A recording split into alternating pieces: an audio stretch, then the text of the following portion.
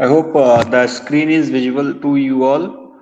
Uh, so today's the new unit is your worm gear, worm gear, and I would like to ask something from you people. So before proceeding, we will go to the syllabus of this unit. What is to be covered and what is to be left, because there is a lot of things that has been given in the books. Okay, so we are going to cover only those things that has been mentioned in the syllabus. Okay, so first of all, we have to cover the worm and worm gear terminology. ठीक है ना? So we will see why we have written worm and worm gear. ठीक है? Worm and worm gear. So worm and worm gear terminologies, proportion of the worm and worm gears. ठीक है ना? तो this is related to design aspect. ठीक है ना? Dimensions of the gears, dimension of the gears. ठीक है? And then we will go for force analysis of the worm gear drive. ठीक है ना? Force analysis जैसे हमने बाकी gear drives में किया है. ठीक है? And one important thing here is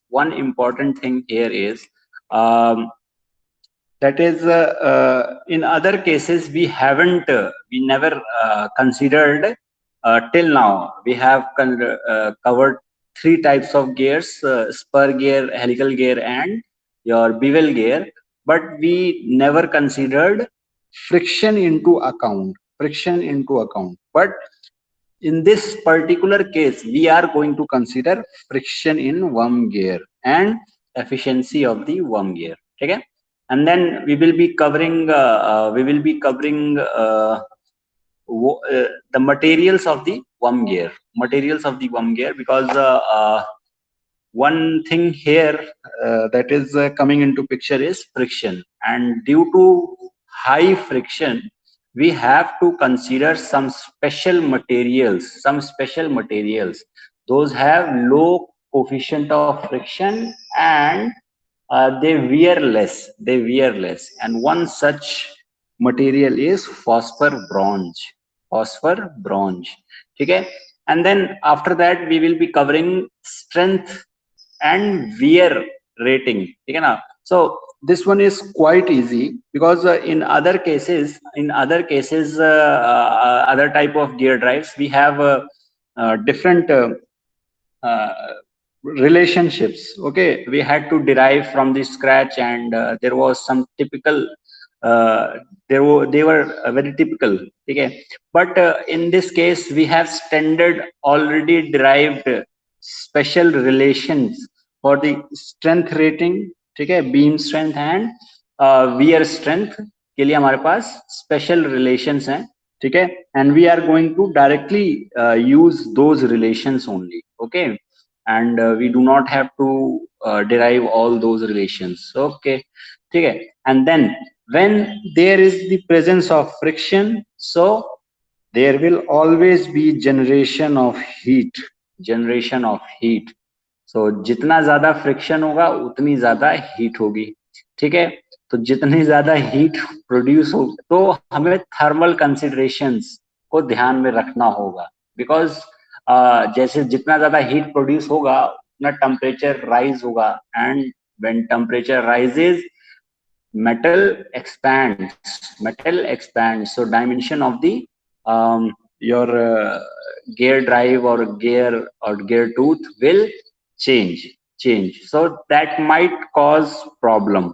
So to avoid those problem we can have different solution, and one of them is your method of lubrications. Okay, and then in last we will see types of failures in worm gear drive. किस तरीके से failure होता है worm gear drive में. ठीक है? So these are the topics that we are going to cover in this unit. Okay, now you all tell me worm gear के बारे में आप लोगों ने क्या क्या पढ़ा है. let me not show this. First you tell me, what do you understand, what are worm gears? worm gears क्या है भाई? वर्म gears के बारे में बताएं भाई. हाँ बताइए भाई. अदील मलिक, अदील, साहिल, हितिक.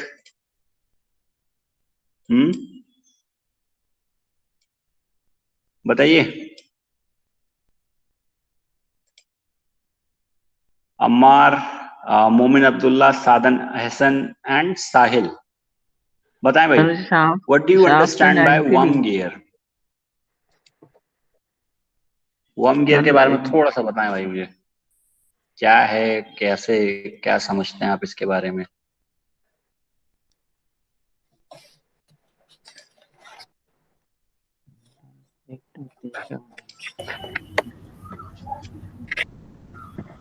सर इसमें जो शाफ्ट होती है वो दोनों 90 डिग्री पे रहती है, इंटरसेक्ट. No one. दो गियर की जो शाफ्ट रहती है वो 90 डिग्री पे रहती है. Pardon. Actually, I missed what you said, Hitik. Can you repeat, Mr. Hitik? I actually missed what you said. मैं कुछ बोला ही नहीं sir. So okay. Who will tell me? It is the worm gear. Sir वो perpendicular रहेगा sir. Two elements. Okay, perpendicular रहेगा.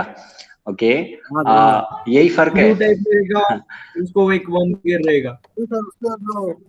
Thread का भी फर्क रहेगा ना सर? हाँ, थ्रेड में ही फर्क रहेगा ना सर? थ्रेड में फर्क रहेगा. अच्छा, एक चीज आई थ्रेड, ठीक है, और गियर में थ्रेड की बात होती है कि टूथ की बात होती है? गियर में टूथ की बात होती है, थ्रेड की बात होती है? देखिए, बात तो आपकी भी सही है भाई. देखिए, tooth, okay good.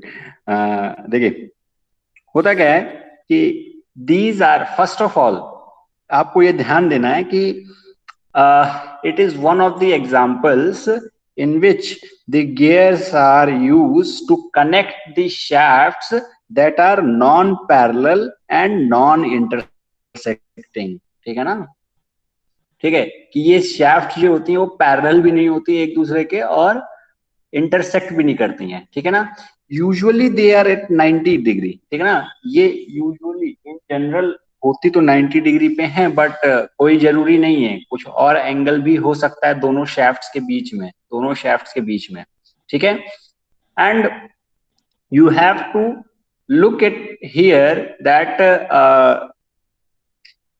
the gears, okay, used for very high speed reduction. Yes, definitely. Yes, one of the very prominent characteristic of worm gear drive is that they are used for very high speed reduction. ठीक है? So if we talk about यहाँ पर जो आपको दिखेगा वो ये है कि आपको दो चीजें दिखेंगी.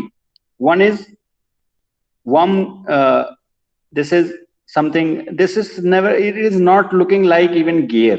ठीक है ना? it is your screw type. ठीक है ना? तो इसको हम worm कहते हैं. ठीक है? worm. ठीक है? it has two components. ठीक है? shaft one का एक ये है and the second shaft is connected by a gear. ठीक है ना? इसे गियर भी कहते हैं, सीधे डायरेक्टली गियर भी कह सकते हैं और वर्म गियर भी कह सकते हैं. Worm gear. ठीक है?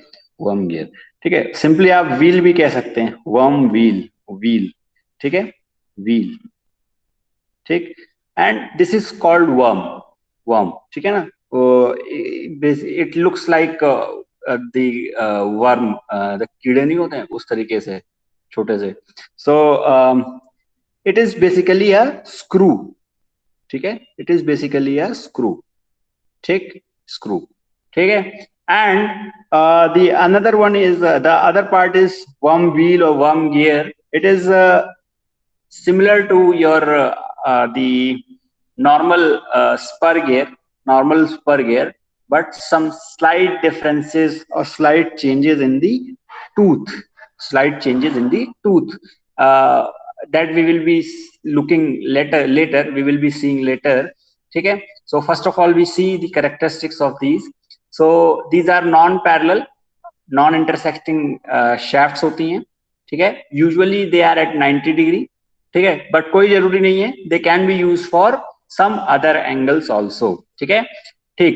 अच्छा, अब ये जो आपका स्क्रू है, तो यहाँ ये या वर्म जो है, यहाँ पे सारी की सारी नॉर्मल क्लेचर जो हैं, वो जो आपने थ्रेडेड जॉइंट्स के बारे में जितना पढ़ा है कि उसमें हेलिक्स एंगल, प्रेशर एंगल और all the things that are related to the screw in the threaded joints, we will be seeing those things will be applicable here. All those things will be applicable here. We will be see later. ठीक है, they are used for high speed reduction ratio. ठीक है, अच्छा, hand of the helix is same for the both mating gear, both the mating gears, ठीक है ना, इन दोनों का hand of the helix same होगा, hand of the helix same होगा, अदरवाइज they will चाहे कुछ भी हो जाए, ठीक है, you have to keep the hand of the helix of the both, इसका भी और इसका भी, worm और gear का भी, दोनों का आपको hand of the helix same रखना है। हाई स्पीड रिडक्शन रेशियो 1:100 के आसपास तक आप ले जा सकते हैं। There are cases where you can go up to 1:300 also, ठीक है ना, but these are very special cases, ठीक है।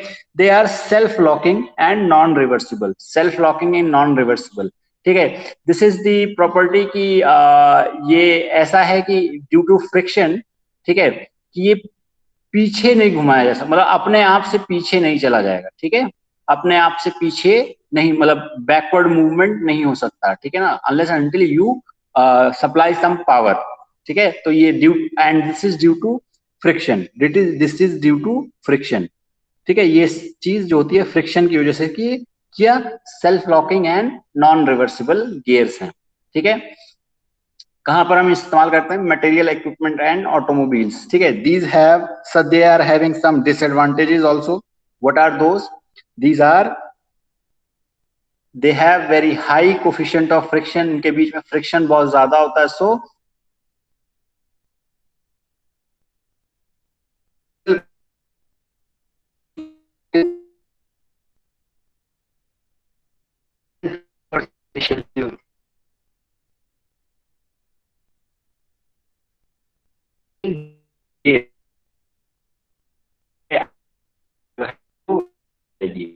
ठीक है। और दूसरी चीज ये है कि क्या इनकी कॉस्ट बहुत ज्यादा हाई होती है। Why? Because the material we are using, because we are using special type of material to make these components, ठीक है। So we have to use very special materials like phosphor, bronze, and these are very costly, ठीक है। अब देखिए जब friction ज्यादा होगा तो लार्ज अमाउंट ऑफ हीट भी जनरेट होगी, ठीक है।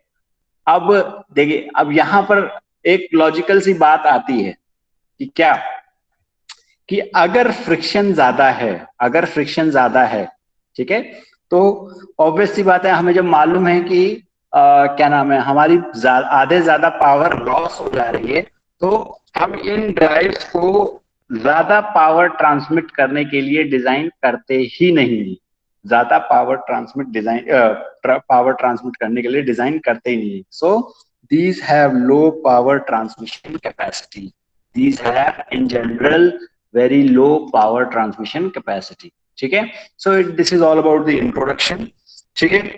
इनकी एप्लीकेशन की अगर बात करें, स्पेशली अगर एप्लीकेशन की बात करें, तो थोड़ा सा मैं आपको एक बार ये दिखा दूं, एक एनिमेशन है, ठीक है।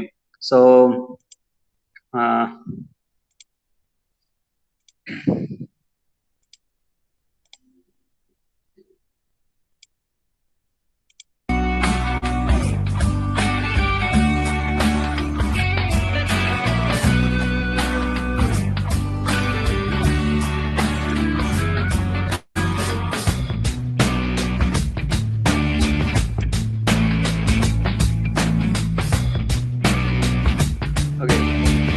freezing. वीडियो फ्रीज हो रही है क्या?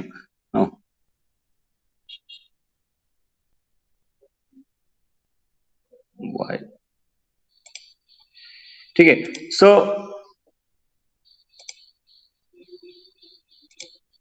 in the animation you have seen that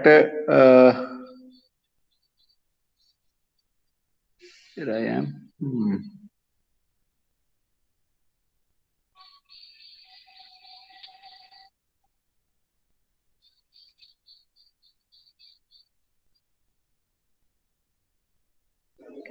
Okay, so in general we can say we have some applications.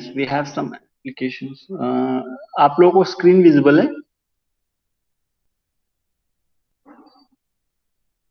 Yes, sir. हाँ. Yes, Okay, sir. This ठीक है. is Now the screen. Okay. So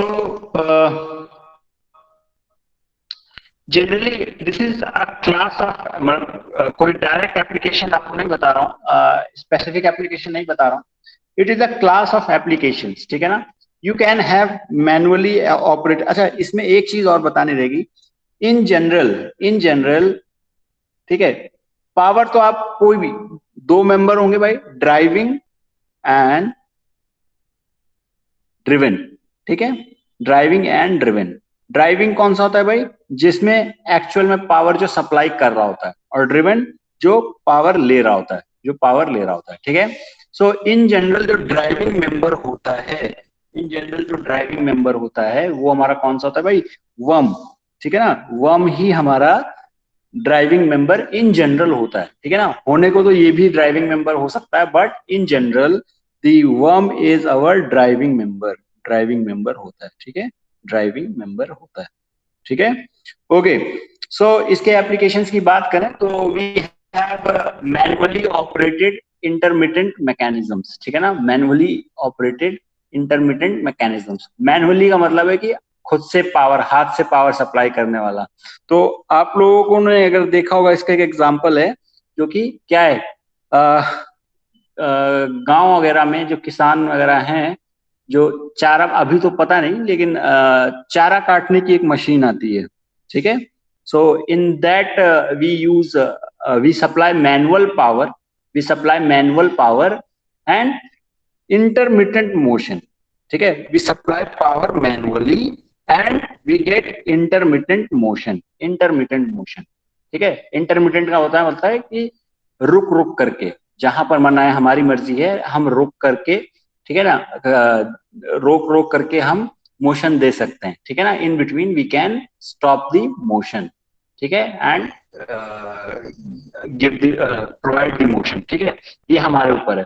similarly you have motorised operated intermittent mechanisms. ठीक है ना. So here the power supply is not by manual methods, but you have the power supply using motors. ठीक है ना. and the motion is again intermittent. Then you have motorized continuous operations. ठीक है ना. and this time you have the power supply using a electric motor or diesel engine, and the motion is continuous. Then you have motorized speed increasing applications. And here in such kind of applications, the driving member is the wheel जो होता है वो हमारा driving member बन जाता है. ठीक है. तभी तो हमारा स्पीड इंक्रीज करेगा. ठीक है. ठीक है. कौन है भाई ये भी इतना लेट आ रहे हैं ये? ठीक. सो इसका एक क्लास ऑफ एप्लीकेशन है. So this is for as an assignment, और you can say as a homework. ठीक है ना. You do not have to submit it to me, but you have to write at least two applications each. ये 4 है तो आपको 8 applications लिखने हैं फॉर ईच क्लासेस, ठीक है ना। इसके लिए आपको 2 एप्लीकेशन लिखने हैं, इसके लिए आपको 2 एप्लीकेशन लिखने हैं, इसके लिए आपको 2 एप्लीकेशन ढूंढ के लाके लिखने हैं, ठीक है ना। ठीक है, ठीक है। Am I getting, am I clear? Yes sir. ठीक है, so you have to find the application of each classes, ठीक है ना, each classes. Okay, so now coming to the terminology, ठीक है। So here the terminology is slightly different, ठीक है। Slightly different terminologies is being used here, and first of all what we do, कोई भी worm gear जो होता है, कोई भी वर्म गियर अगर हम कहीं से भी आप लेने जाएंगे, ठीक है ना। लेट अस सपोज आप कोई चीज डिजाइन कर रहे हैं, ठीक है ना, अभी नहीं आपको चलिए मालूम नहीं है, but when an engineer designs a worm gear and or if he requires a worm gear, so if you want to purchase a worm gear from the market, then what he do is he says what he specifies four things, ठीक है। he specifies 4 things, ठीक है, to the shopkeeper, ठीक है ना, और to the supplier, what is his requirement, ठीक है ना। तो ये बेसिकली वर्म गियर का टर्मिनोलॉजी या नोटेशन है, ठीक है ना, उसके पैरामीटर्स को बताने के लिए, ठीक है, उसके पैरामीटर्स को बताने के लिए ये एक नोटेशन है, ठीक है ना। And what is that notation? Z1/Z2/Q/M, ठीक है। तो ये क्या है अभी देखते हैं इसके बारे में, ठीक है। तो Z1 जो है वो number of start on the worm है, दैट मींस वर्म, जो आपका वर्म है, जो स्क्रू है, बेसिकली जो स्क्रू है उस पे नंबर ऑफ स्टार्ट्स को बताता है, ठीक है ना। तो अभी नंबर ऑफ स्टार्ट्स को हम देखेंगे डिटेल में कि क्या होता है number of starts. Can anyone tell, do anyone knows what is the number of start in a worm और स्क्रू? कोई बता सकता है?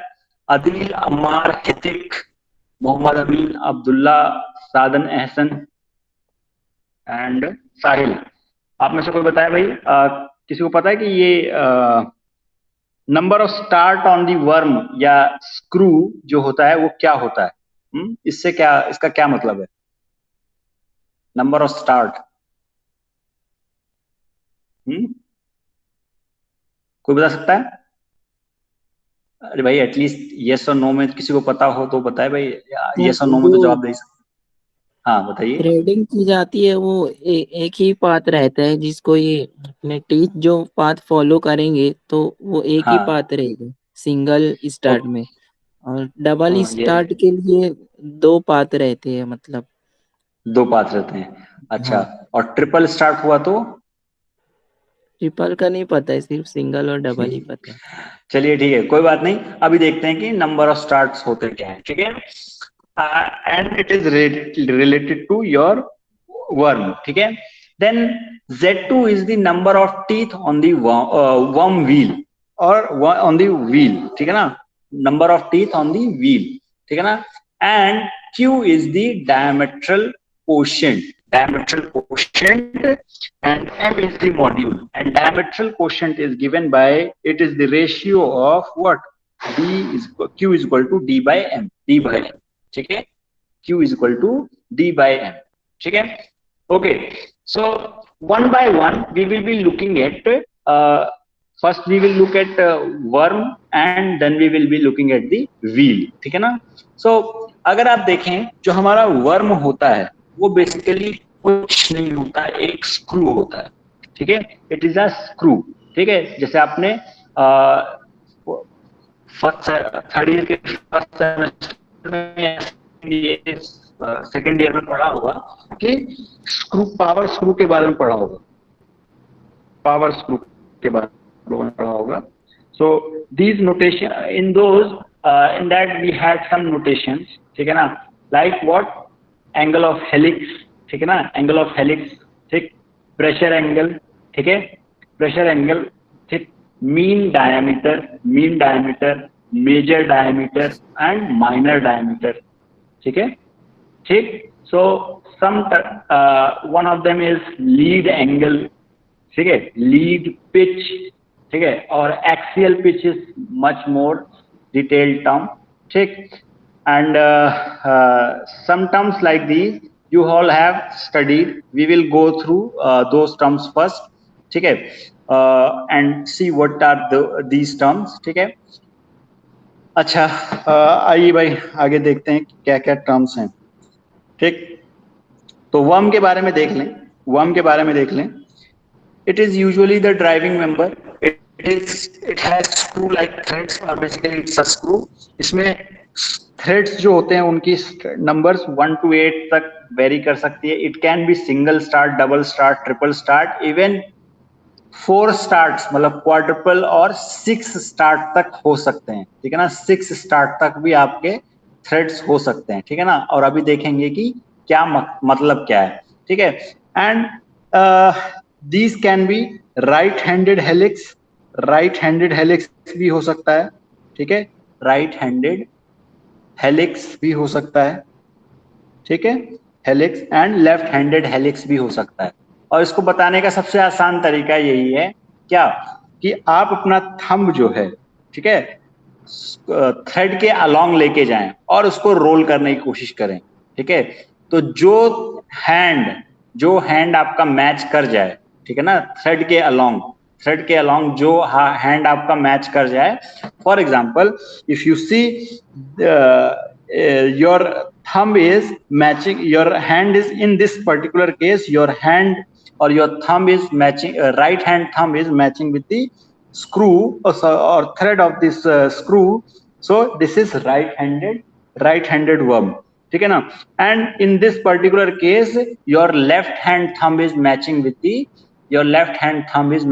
the what worm, so it is left handed worm, ठीक है ना। तो it is the simplest way to find the what type of helix is this, ठीक है ना, right handed or left handed, ठीक है ना। तो you can simply find in this way. Yes Mr. J, are you saying something? Jay,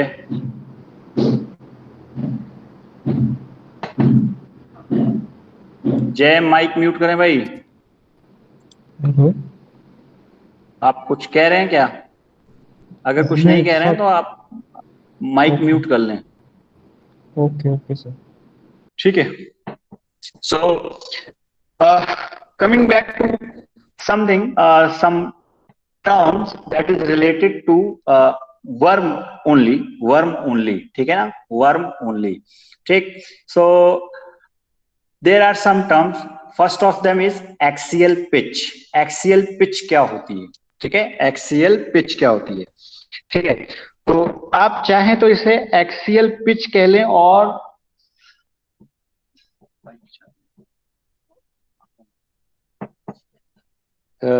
axial pitch या फिर simply pitch कह लें, ठीक है, सिंपली पिच। क्या होता है कि जो आपका ये पिच एक्चुअली में जो डिफाइन करता है वो ये डिफाइन करता है कि आपका जो स्क्रू है, ठीक है, स्क्रू है, चाहे आप नॉर्मल स्क्रू या नट बोल्ट की बात करें, तो जब आप उसको स्पैनर से टाइट करते हैं, ठीक है ना, तो एक कंप्लीट रेवोल्यूशन में, ठीक है, क्योंकि अगर आप देखें तो आपका जो नट बोल्ट होता है, ठीक है, नट बोल्ट होता है, तो क्या होता है, इसको टाइट करने का तरीका क्या होता है, आप इसको रोटेशनल मोशन देते हैं, ठीक है ना, रोटेशनल मोशन देते हैं, और ये क्या करता है, ट्रांसलेशनल मोशन करता है, ठीक है ना, रोटेशनल मोशन देते हैं और ये लीनियर मोशन करता है, ठीक है ना, ठीक।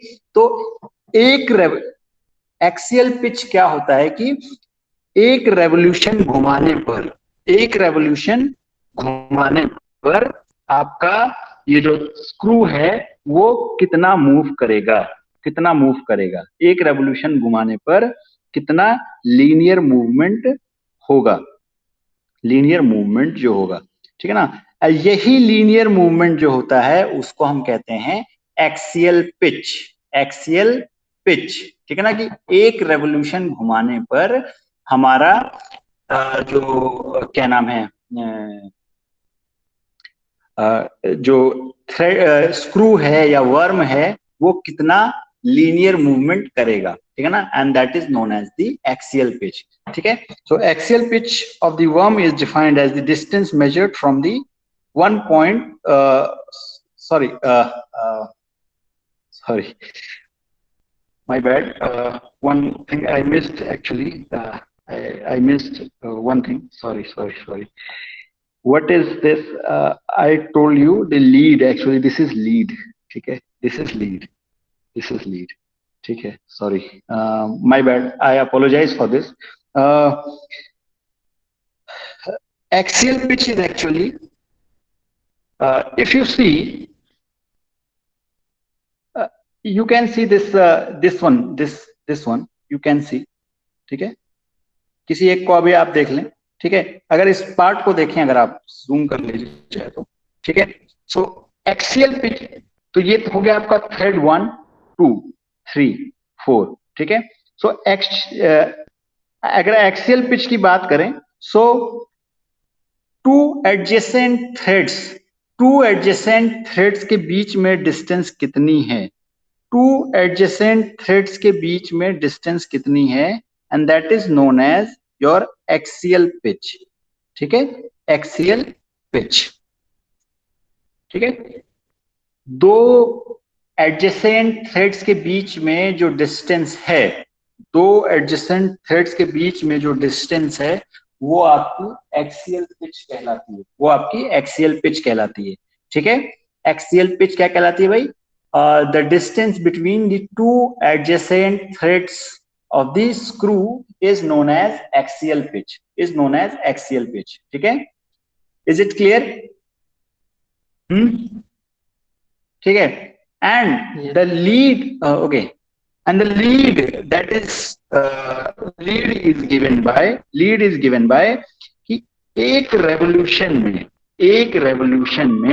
ठीक है, एक रेवोल्यूशन में, ठीक है, एक रोटेशनल, एक कंप्लीट रेवोल्यूशन में आपका जो स्क्रू है या फिर जो आपका वर्म है वो कितना लीनियर मूवमेंट कर रहा है, and that is known as your lead, ठीक है, लीड ये होता है, ठीक है। अच्छा, लीड को अगर आप लिखना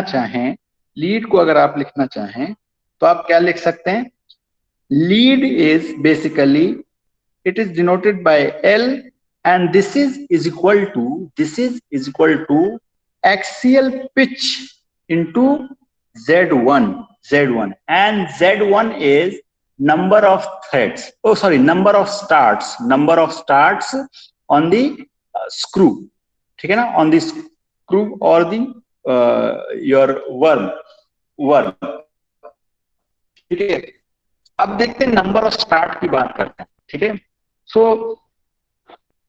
नंबर ऑफ स्टार्ट को थोड़ा सा डिटेल में देखें तो नंबर ऑफ स्टार्ट जो होता है किसी भी स्क्रू या क्या नाम है वर्म पे, क्या होता है नंबर ऑफ स्टार्ट। सो अगर कोई स्क्रू जो है वो सिंगल स्टार्ट है, ठीक है ना, सिंगल स्टार्ट है, तो क्या होगा कि वो एक रेवोल्यूशन पे जो आपका लीनियर मूवमेंट होगा वो 1 एक्सियल पिच के बराबर होगा, ठीक है। अगर 2 स्टार्ट है, डबल स्टार्ट है, तो एक रेवोल्यूशन पे आपका जो मूवमेंट होगा वो क्या होगा, 2 times the axial pitch, and if it is 3 start or triple start, ठीक है, तो your axial movement will be 3 times the axial pitch, कहने का क्या मतलब है, जैसे जैसे आपका नंबर ऑफ स्टार्ट बढ़ता चला जाएगा, ठीक है ना, जैसे जैसे आपका number of start on the screw increases, your linear movement और your linear motion will increase on the per revolution basis, एक रेवोल्यूशन के बेसिस पे एक रेवोल्यूशन में ज्यादा आगे मूव करेगा, ज्यादा आगे मूव करेगा, ठीक है ना। So for single start it is 1 axial pitch, for double start it is twice of the axial pitch, and in the triple start it is thrice of the axial pitch, and in quadruple start मतलब 4 start वाला तो उसमें 4 times हो जाएगा, 4 times the px, axial pitch के 4 times के बराबर हो जाए, ठीक है, एक्सियल पिच के 4 टाइम्स के बराबर हो जाए, ठीक।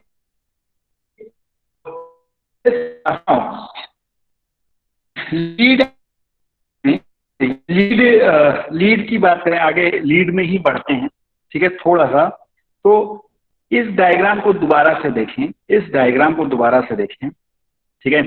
सो ये जो डायग्राम है आपका, इसमें आप देखेंगे कि ये आपका टीथ दिखा रहा है, ठीक है ना, ये आपका टीथ है, ठीक है। फिर ये ब्लैंक स्पेस होगा, फिर एक टीथ आएगा, फिर ये एक ब्लैंक स्पेस होगा, then you will be having a teeth, then blank space, then what, एक टीथ आएगा, ठीक है।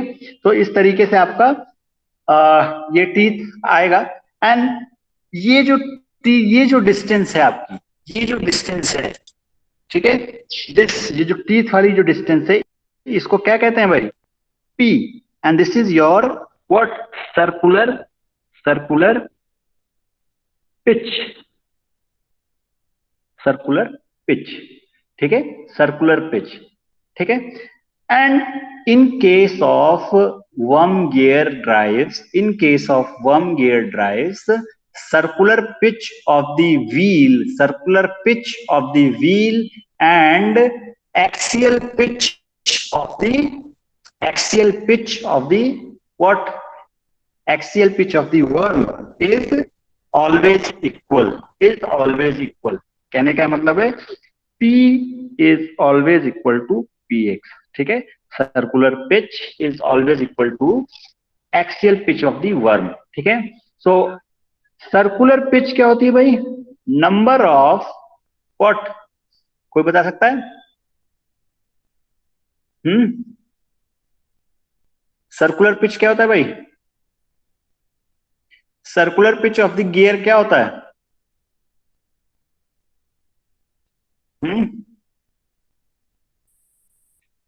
Circumference, circumference upon the number of teeth, ठीक है, circumference upon number of teeth, and number of circumference की अगर बात करें तो पाई डी टू अपॉन Z2, और D2 की बात करें तो D2 को आप लिख सकते हैं क्या, पाई M Z2 upon Z2, and this will be cancelling each other, so P is equal to what,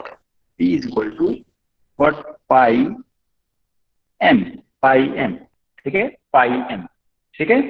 and so यही चीज हमने यहां पर भी लिखी है भाई, सर्कुलर पिच जो होती है आपकी वो एक्सियल पिच के बराबर होगी, ठीक है, एक्सियल पिच के बराबर होगी। सो आपका जो सर्कुलर पिच जो आया वो कितना आया था, P is equal to pi M, and this is equal to what, circular pitch. So lead is equal to what, axial pitch into number of start. So lead can be written as pi M, ये आपका axial pitch हो गया, and this is equal to what, into Z1. So this is your lead, ठीक है, pi M, and M is your module, Z1 is the number of start, ठीक है। Now coming to the lead angle, ठीक है, what do you understand by lead angle gamma, ठीक है। Lead angle gamma is defined as the angle between the tangent of the thread at each diameter and the normal to the worm axis, ठीक है ना। तो ये तो समझ में नहीं है क्या है ये, ठीक है, ये तो नहीं समझ में आया डेफिनेशन से कि क्या होता है। देखिए होता क्या है कि आपका ये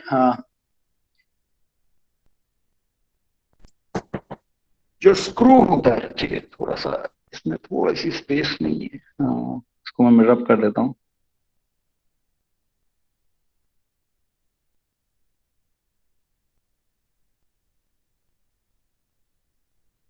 ठीक है। जो आपका स्क्रू होता है, ठीक है ना, तो वो थोड़ा सा इंक्लाइंड होता है, थोड़ा सा इंक्लाइंड होता है, ठीक है, थोड़ा सा इंक्लाइंड होता है, ठीक। अब अगर आप देखें तो क्या होता है कि जब भी कभी जैसे अभी पहले बात किए थे, क्या लीड की बात किए थे, ठीक है, तो थोड़ा सा इंक्लाइंड होता है, तो आप इसको मूव कराइए, ठीक है ना, रोटेशन देंगे। लेट अस सपोज कि आपने एक कंप्लीट रोटेशन दिया, इसे एक कंप्लीट रोटेशन दिया, तो रोटेशनल मोशन इसका कितना हुआ, रोटेशनल मोशन कितना हुआ, pi D one, sorry pi D one, yes pi D one, ठीक है। एंड द लीनियर मोशन या फिर ट्रांसलेशनल मोशन कितना हुआ भाई, ट्रांसलेशनल मोशन कितना होगा, L, translational motion will be L, lead की बराबर ही तो ट्रांसलेशनल मोशन होगा, ठीक है। और नंबर ऑफ स्टार्ट पे डिपेंड करेगा वो, ठीक है ना, लीड जो होगी वो नंबर ऑफ स्टार्ट पे डिपेंड करेगी। तो अगर हम देखें कि इसके मोशन को अगर हम देखें, तो ये आपने इसको रोटेट कितना कराया, pi D one, and if you इसने मूवमेंट कितना किया, ठीक है, तो उसने मूवमेंट कितना किया, एल के बराबर, एल के बराबर। नाउ यू सी कि ये जो मूवमेंट है, ये जो थ्रेड्स हैं वो थोड़े से इंक्लाइंड होते हैं, एक दूसरे के इंक्लाइंड होते हैं। ऐसा नहीं होता कि ये एक दूसरे के इंक्लाइंड नहीं होते, ठीक है ना, मतलब एकदम स्ट्रेट, ऐसे स्ट्रेट थ्रेड्स नहीं होते हैं, स्ट्रेट थ्रेड्स होते नहीं। तो अगर स्ट्रेट थ्रेड्स होंगे तो मूवमेंट तो हो ही नहीं पाएगा, ठीक है ना, दे आर स्लाइटली इंक्लाइंड, ठीक है। So now if you look, ठीक है ना, if you try to relate this motion to this, relate this motion to this one with in terms of angle, ठीक है।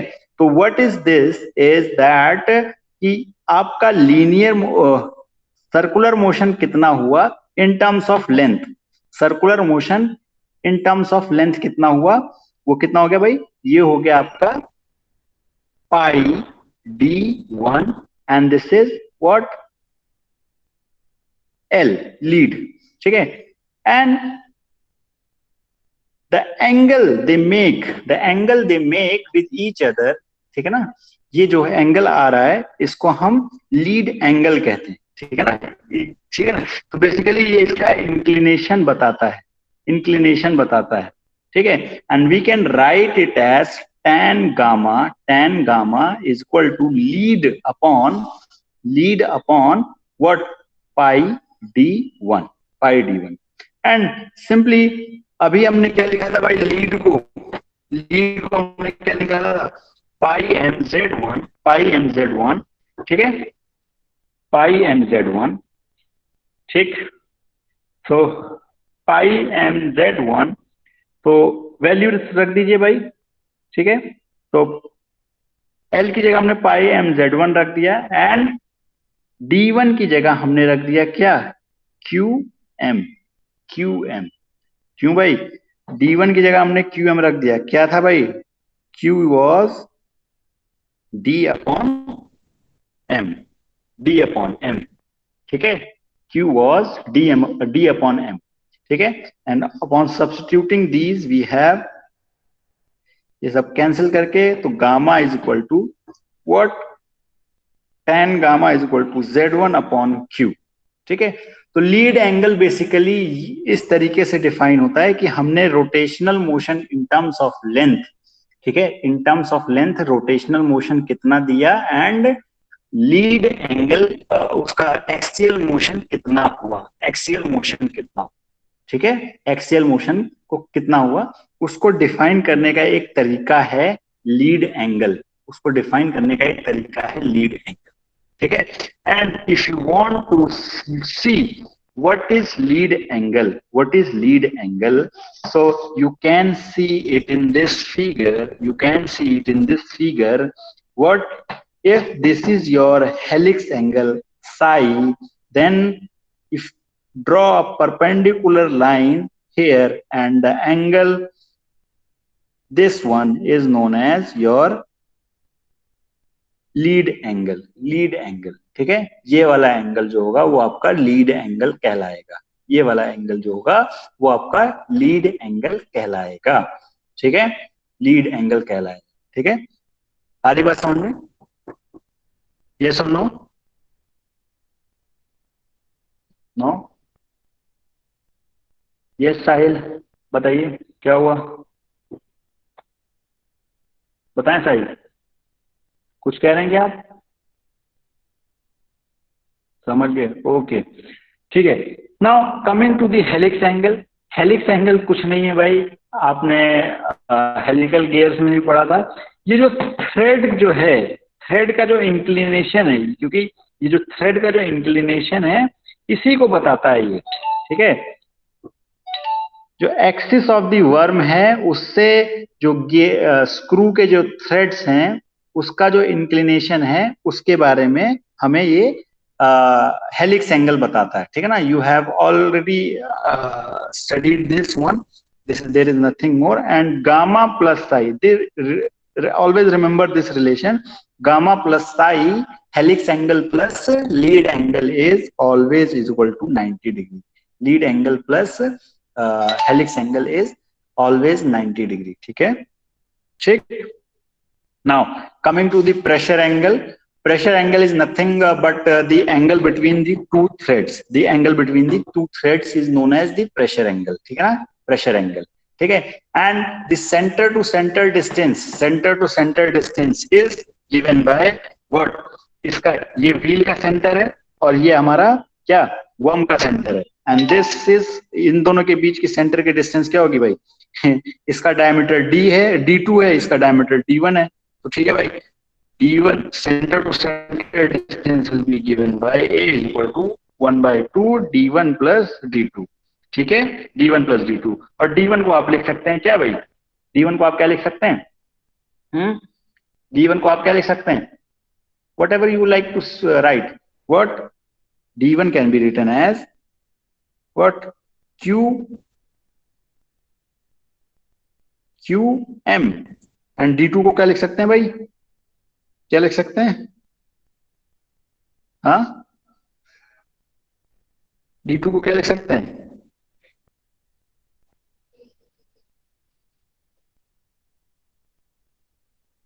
z2 into m, ठीक है, z2 into m, ठीक।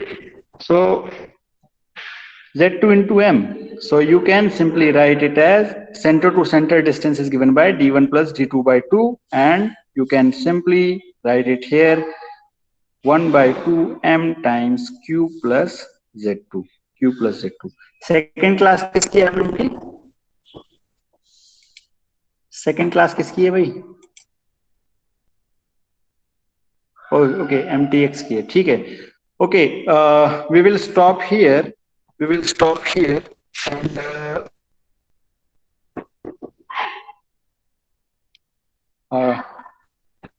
in the tomorrow in the next class we will be continuing this lecture, and I request you all कि आप लोग please class attend regularly करें भाई, ठीक है, रेगुलरली आप लोग क्लास अटेंड करें, ठीक है, ओके। Thank you everyone.